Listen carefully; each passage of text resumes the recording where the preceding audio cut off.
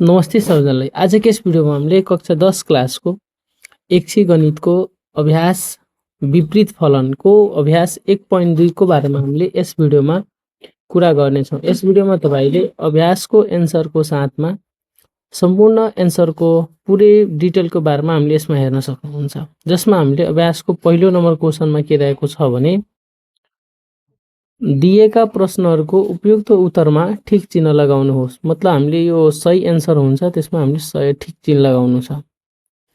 त्यसमा हामीले 1 क नम्बर क्वेशनको छ विपरीत फलनको सन्दर्भमा भनाइ कुन सही छ।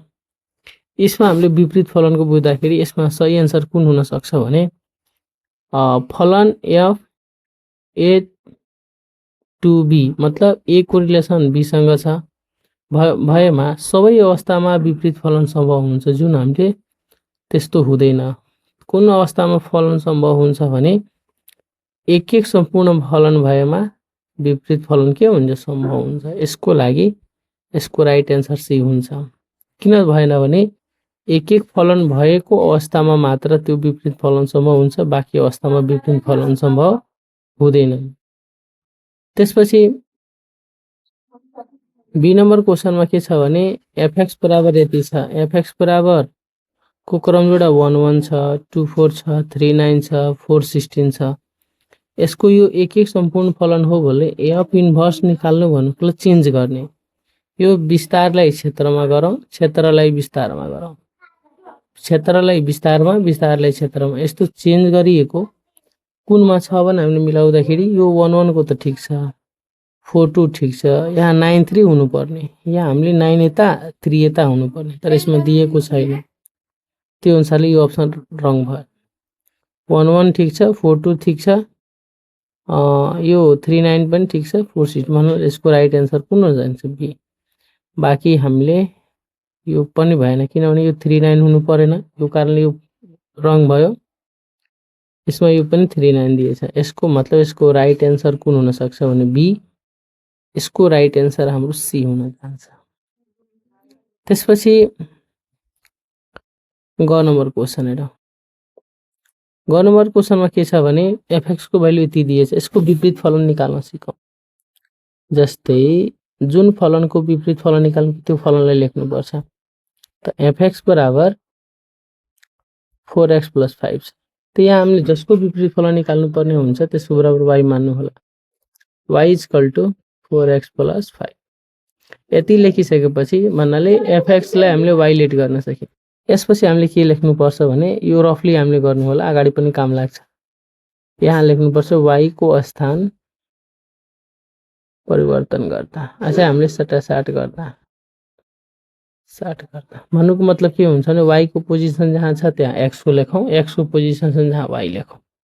त्यो y लाई चेन्ज गर्दा x भइहाल्छ, यो x लाई चेन्ज गर्दा y हुन्छ। जब चेन्ज गरिहाल्छौँ तब हामीले y को भ्यालु निकाल्न खोज्नुपर्छ। अब y को भ्यालु निकाल्दा यहाँ छ। त 4y बराबर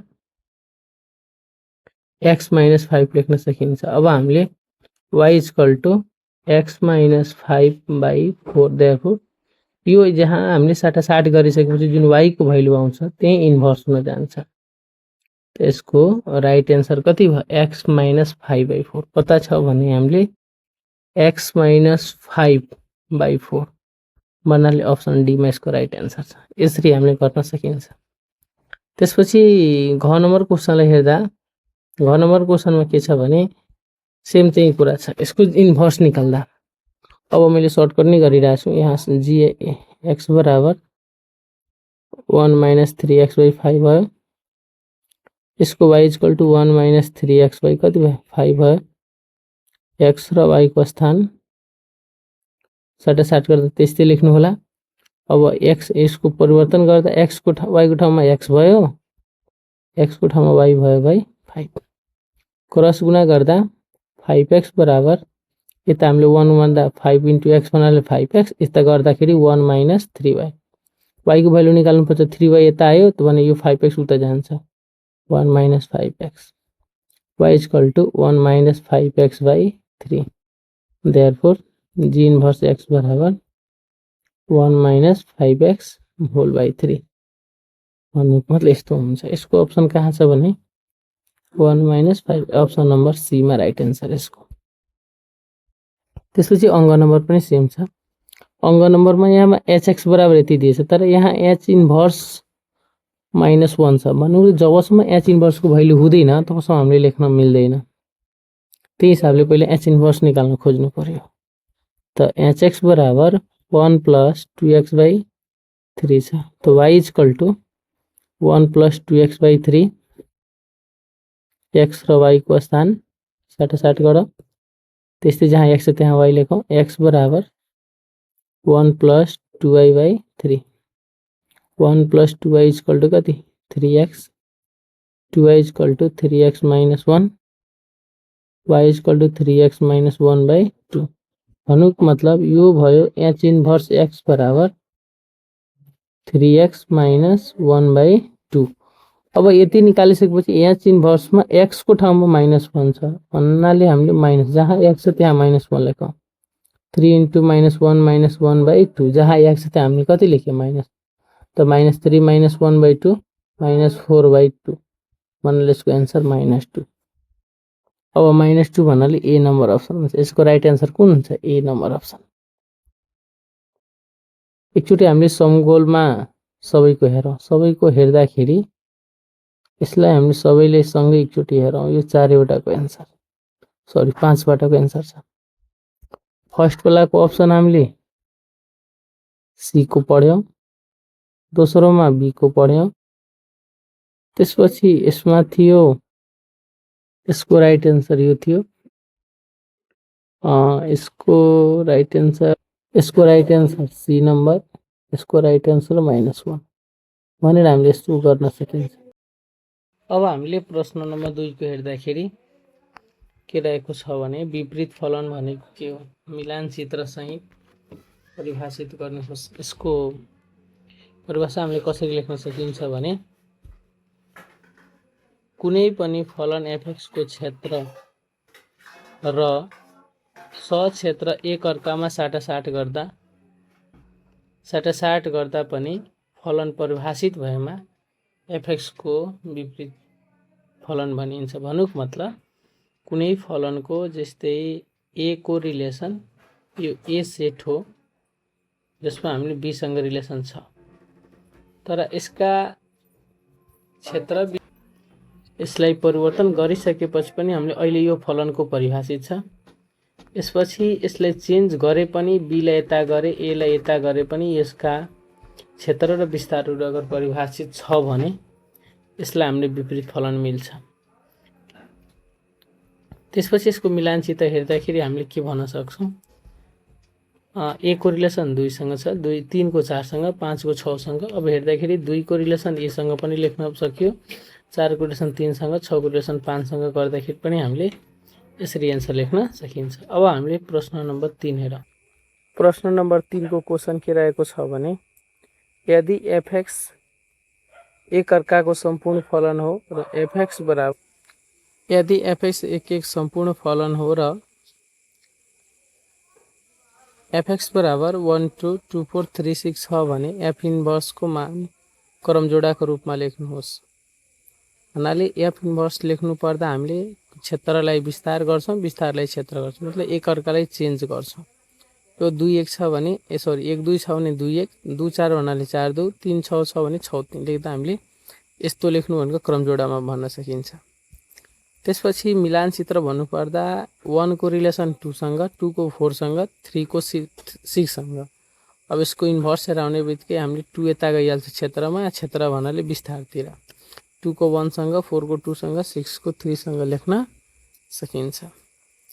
त्यसपछि क्वेशन नम्बर 4 मा रहेको छ यदि fx बराबर 2x - 3 एउटा फलन हो जहाँ x बिलोंग्स टू r र r भन्नाले के हो भने r वास्तविक संख्या हो, के यो फलन fx एक सम्पूर्ण फलन हो।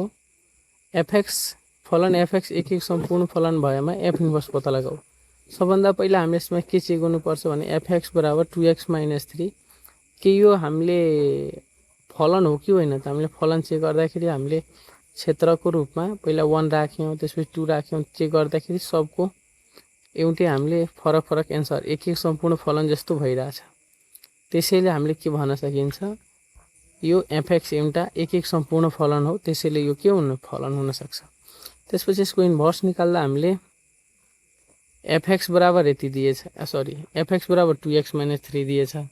अब जसको इन्भर्स फलन निकाल्छ त्यसको बराबर y मान, एफएक्स बराबर y मान, y बराबर 2x - 3। यसपछि के लेख्न सकिन्छ, x र y को स्थान साटासाट गर्दा जहाँ x छ त्यहाँ y लेखौँ, y छ त्यहाँ x लेखौँ। गरिसकेपछि हामीले y को भ्यालु निकाल्नु पर्ने हुन्छ। y को निकाल्दा यो y यता भने -3 यता आउँछ, त -3 यता आएर के भयो प्लस 2 ले गुणा छ 2 ले भाग गरौँ, यो जुन आएको एन्सर हुन्छ एफ इन्भर्स x भन्नाले यो तिम्रो विपरीत फलन हुन सक्छ। त्यसपछि प्रश्न नम्बर 5 को हेर्दाखेरि 5 मा के छ भने दिएको अवस्थामा चलराशि x को मान निकाल्नुहोस्। यसमा हामीले fx को मान दिएछ, f इन्भर्स बराबर 2 दिएछ भने x को मान निकाल्नु छ। यसमा हामीले कसरी भन्न सकिन्छ, fx बराबर 5x - 2, f इन्भर्स को मान नै 2 सँग इक्वल छ, त्यसैले पहिला हामीले f इन्भर्स को मान निकाल्नु पर्ने हुन्छ। त मैले यहाँ fx बराबर यति लेखेँ, y को बराबर त्यति लेखेँ, साटासाट गरे, सेम पहिलाको प्रोसेस अनुसार x बराबर 5y - 2। अब हामीले 2 लाई -2 ले यता ल्याउँदाखेरि प्लस 5 ले डिभाइड गर्यो भने fx बराबर x + 2/5। यो हाम्रो f इन्भर्स को मान यति आयो। जब f इन्भर्स को मान यति आयो भने f इन्भर्स को जुन मान छ त्यो 2 सँग इक्वल छ, जहाँ f इन्भर्स छ त्यसको ठाउँमा यो मान राख्न सकिन्छ। यो मान राख्ने बित्तिकै हामीले अब यहाँ क्रस गुणा गरौँ, क्रस गुणा गर्दाखेरि x + 2 = 10, x को मान कति भयो 8 हामीले भन्न सकिन्छ। त्यसपछि ख नम्बर क्वेसन हेर्दाखेरि सेम प्रोसेस गर्नु होला। gx बराबर यति दिएछ, g इन्भर्स बराबर 5 दिएछ, जबसम्म हामीले g इन्भर्स निकाल्दा पनि केही हुँदैन। हामीले यहाँसम्म सेम प्रोसेस गरेर g इन्भर्स निकालेछौँ। अब g इन्भर्स को मान 5 सँग इक्वल छ, 5 सँग इक्वल गर्ने बित्तिकै 5 बराबर g इन्भर्स मान लेख्न सकिन्छ। अब क्रस गुणा गर्दाखेरि 4x + 7। अब g इन्भर्स निकालिसकेपछि g इन्भर्स को ठाउँमा हामीले 5 दिएछ, त्यसको मान राख्दाखेरि क्रस गुणा गर्दाखेरि x को भ्यालु हामीले यो प्रोसेसबाट 2 निकाल्न सकिन्छ। त्यसपछि अब क्वेसन नम्बर ग हेरौँ। हेर्नु भन्नुलाई हामीले सेम प्रोसेस हो। hx बराबर यति दिएछ, 2x - 3/3x - 5। अब यसमा h इन्भर्स को मान 2 छ, hx बराबर यति हो, h इन्भर्स बराबर 2 दिएछ। अब h इन्भर्स निकालौँ। h इन्भर्स निकाल्यो भनेको जसको इन्भर्स निकालिन्छ त्यस बराबर y मानिन्छ। यहाँ मैले y माने, y बराबर यो पुरा हो। अब हामीले x र y को स्थान साटासाट गर्दाखेरि यहाँ x भयो, यो जति छ त्यति। अब हामीले क्रस गुणा गरौँ, यो x ले त गुणा गर्दा 3xy, x ले 5 मा गऱ्यो भने 5x, 2x - 3। अब यहाँ आइसकेपछि हामीले अब कुनै क्वेसनमा एकवटा भन्दा बढी y आयो भने दुईटै y ले एकातिर राख्नु होला। मैले के गरेँ भने यसमा दुईटै y ले एकातिर गरेँ, यो 3xy यतै राखेँ, यो 2y ले यता ल्याउँदाखेरि -2y या -5x यता आयो भने प्लस भयो, -3 को -3। अब यसपछि हामीले दुईटा y भइसकेपछि एकातिर गरिसकेपछि हामीले y ले मात्र कमन लिनु होला, बाँकी अक्षर कमन आए पनि कमन नलिनु होला। मैले y कमन लिए, यसमा बाँचेको नम्बर के भयो भने 3x यता -2, यो गुणामा छ त्यतिले त के गरे भाग गरे, यो h इन्भर्स भयो। h इन्भर्स को मान 2 दिएछ, 2 राखेर हामीले क्रस मल्टिप्लाई गर्छ भने त्यसको एन्सर हामीले x = 1 पाउन सकिन्छ। जस्तै हामीले प्रोसेस सेम हो, h इन्भर्स निकालिसकेपछि h इन्भर्स को मान यहाँ राख्यौँ, त्यसपछि हामीले पुरै सोल्भ गर्दाखेरि x को भ्यालु कति आउँछ 1 लेख्न सकिन्छ। त्यसपछि अब घ नम्बर क्वेसन सब प्रोसेस सेम होला। हामीले fx को भ्यालु दिएछ, f इन्भर्स को मान fx सँग इक्वल छ भने अब लेखौँ, f इन्भर्स को मान निकाल्नु पर्यो, तब पनि fx सँग इक्वल गर्न सकिन्छ। त मैले यहाँ के गरेँ भने यसको बराबर y लेट गरेँ, x र y को स्थान साटासाट गरेँ, दुईटा y भयो एकातिर गरेँ, y कमन लिए, गुणामा छ त्यतिले यतातिर के गरेँ मैले भाग गरेँ। भाग गरिसकेपछि f इन्भर्स को मान कति आयो भने 3x/1 - 2x। अब यसको मान के सँग इक्वल छ fx सँग, त मैले त्यही प्रोसेस प्रश्नबाट हामीले त्यही कुराले गरेँ। अब यति गरिसकेपछि यहाँ हामीले क्रस मल्टिप्लाई गरौँ, यो 3x ले यता 3x + 2 सँग मल्टिप्लाई गरौँ, 3 तिर्का 9x, 3x + x 6x², x × 1x 2x² 2x²। अब हामीले 6x² यो 2x² यता ल्यायो 9x को 9x अब -x यो मतलब 3x ले यता ल्याए -2x ले यता ल्याए त यो 9x बाट x गर्छ भने 8x 6 मा 2 जोड्यो भने 8 अब यो दुईटाबाट कमन कति आउँछ 8x कमन आयो 1 + x अब हामीले यो दुईटैलाई कमन लिइसकेपछि अब अथवा वा गर्दाखेरि हामीले यसको बराबर पनि 0 हुन्छ यसको बराबर पनि 0 हुन्छ यो वर्ग समीकरण भएको कारणले हामीले दुईटा मान निकाल्नु पर्ने हुन्छ किनभने यो जुन इक्वेसन भयो वर्ग समीकरणको फर्ममा छ त्यसैले यति गरिसकेपछि अब हामीले x को मान 0 आयो एउटा -1 लेख्न सकिन्छ त्यसपछि अब 6 नम्बर क्वेशन हेर्दाखेरि fx को मान दिएछ gx को मान दिएछ यो g इन्भर्स fx को मान पत्ता लगाउनु छ त जबसम्म हामीले g इन्भर्स थाहा हुँदैन भने g इन्भर्स र fx को संयुक्त फलन कसरी निकाल्ने त्यसपछि अब हामीले पहिला g इन्भर्स निकाल्न खोज्यौं यहाँ स्टेप बुझ्नु होला g इन्भर्स fx त जबसम्म g इन्भर्स को मान हुँदैन g इन्भर्स र fx को संयुक्त फलन कसरी निकाल्ने त्यसैले पहिला हामीले g इन्भर्स निकाल्न खोजौं त पहिला हामीले g इन्भर्स निकाल्न खोजिरहेछौं g इन्भर्स को हामीले gx को मान लिनु पर्यो यति लेखे x र y को स्थान साटासाट पनि गर्यो गरिसकेपछि हामीले y को मान कति आउँछ भने 5x + 3/2 मतलब g इन्भर्स को मान यति आयो अब हामीले g इन्भर्स fx थियो अब g इन्भर्स को मान आइसकेपछि यो दुईटैको संयुक्त फलन निकाल्छौं अब संयुक्त फलन निकालौं g इन्भर्स fx हो भने पहिला fx को मान लेख्नु त fx को मान कति छ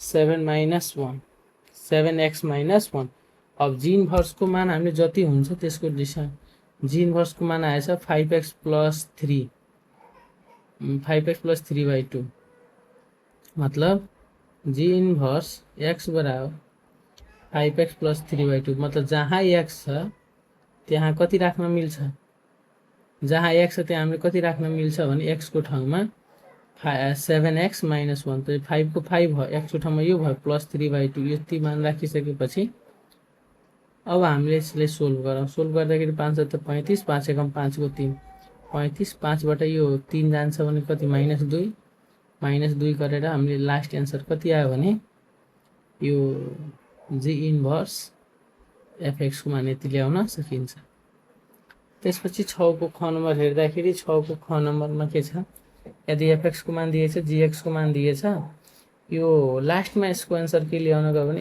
f इन्भर्स g इन्भर्स 2 त जबसम्म यो f इन्भर्स g इन्भर्स 2 भन्ने बित्तिकै जबसम्म f इन्भर्स को मान g इन्भर्स को मान हुँदैन त यहाँ यसको मान आउन सक्दैन f inverse g inverse x को मान जबसम्म आउँदैन तबसम्म हामी त्यसको x को ठाउँमा 2 कसरी राख्ने मतलब पहिला हामीले f इन्भर्स निकालौं g इन्भर्स निकालौं तब हामीले के गर्नुपर्छ त्यस्तै के गर भने पहिला f इन्भर्स को मैले मान निकाले यहाँ हेर्नु होला पहिले मैले f इन्भर्स को मान निकाले अब हामीले g इन्भर्स को मान निकाल्नु पर्छ त्यस्तै गरी मैले यहाँ g इन्भर्स को पनि मान निकाले एक्सचेन्ज गरिसकेपछि के बाँच्यो भने y + 2 = 5x हो y को मान निकाल्नु छ यो 2 यता जान्छ भने 5x - 2 लास्ट हाम्रो g इन्भर्स बराबर कति बाँच्यो भने 5x - 2 त्यसपछि अब हामीले यो दुईटै f इन्भर्स र g इन्भर्स को मान भइसकेपछि हामीले यसको कम्पोजिट फंक्सन संयुक्त फलन निकाल्छौं तब यसले के भन्छ f इन्भर्स g इन्भर्स 2 भन्ने बित्तिकै के हुन्छ भने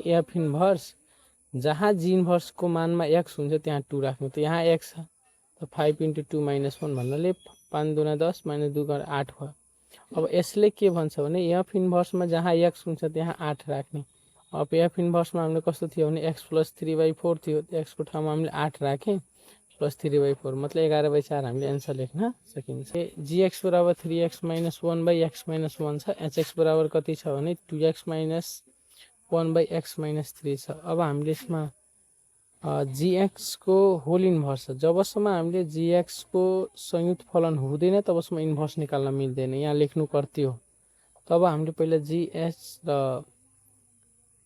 र hx को संयुक्त फलन निकाल्छौं संयुक्त फलन निकाल्दा हामीले के गरिन्छ भने यस्तो निकालिन्छ अब यहाँ के भन्छ भने पहिला hx को फलो hx लाई फलो g ले गर्छ त hx बराबर हामीले फर्स्टमा स्टेप यो गर्नु होला hx को मान लेखे अब g मा जहाँ x हुन्छ यहाँ त्यहाँ यो पूरा लेख्नु पर्छ त 3 को 3 x को ठाउँमा यो पूरा भयो -1 तल पनि हामीले यस्तो गरेर -1 लेख्न मिल्छ अब यो 3 ले मल्टिप्लाई गरेर x - 1 यता जान्छ x - 3 यता जान्छ यता गइसकेपछि हामीले क्रस मल्टिप्लाई गर्दा यो एलसीएम लिएर लास्ट हाम्रो कति बाँच्छ भने यसले पुरै सोल्भ गर्नु होला 5x बाई x प्लस 2। अब यसको इन्भर्स निकाल्नु पर्ने छ। अब यसको इन्भर्स निकाल्दा जे को इन्भर्स निकाल्नु पर्छ त्यस बराबर y लिट गर्ने।